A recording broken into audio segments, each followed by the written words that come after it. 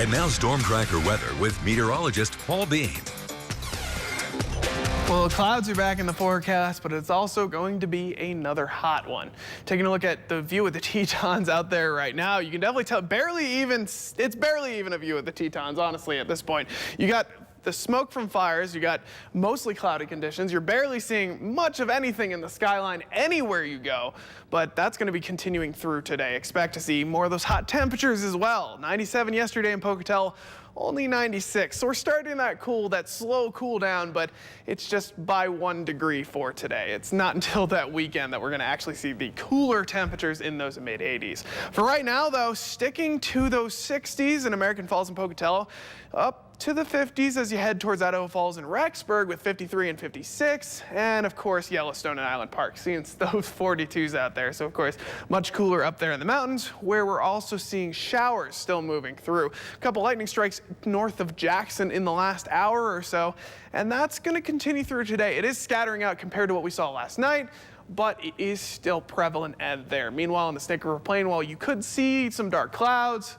and you're probably going to see a drop of rain here and there, it's nowhere near what we're going to see in the mountains. Of course, moving forward, that is easily going to push out, and we're going to be back to those clear skies and back to that hot temperatures that we always love. So taking a look at the storm tracker, a lot of the moisture, like I said, Jackson, you can still see some of the remaining storms there. We did see a streak of them in the last couple hours go across the lower half of Montana as well. Salmon and Chalice still seeing a couple spots there where you're seeing some heavy clouds and a light amount of rain, but for the most part, Central Mountains are actually clear of this storm, and the Tetons are really the only area that we're seeing the worst of those storms move through. Zooming out, you'll notice I pointed out that ridge yesterday. We saw that swath of clouds starting in Oregon and Washington make their way through Idaho, bringing a lot of that moisture from the Pacific over. Now, of course, a lot of that has scattered out.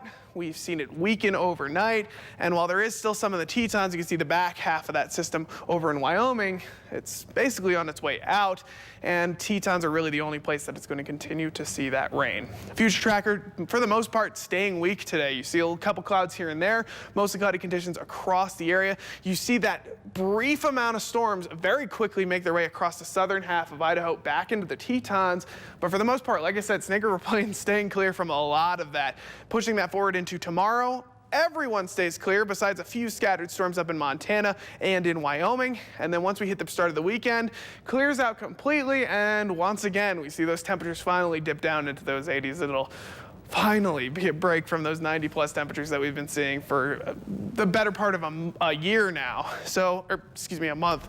7-day forecast still showing those 80s on the weekend. That's definitely a key moment there. We're going to be back in the 80s for Saturday and Sunday, seeing the clouds start to clear out, so it's going to look nice. And while we do start to make our way back up into the mid-90s for next week, I mean, it's going to be a nice break for those 80s. Idaho Falls also seeing 84, 85 for Saturday, Sunday.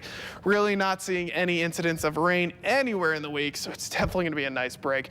Teton area seeing a little bit of rain here and there on Thursday, Friday, and a small amount on Sunday. I did point out those storms on the future tracker. And then finally, Central Mountains are clear finally of those storms as well. So as that rain pushes out, it's basically taking the hot temperatures with them, and those mid 80s are going to be amazing. All right, can't wait for it. Thanks so much, Paul.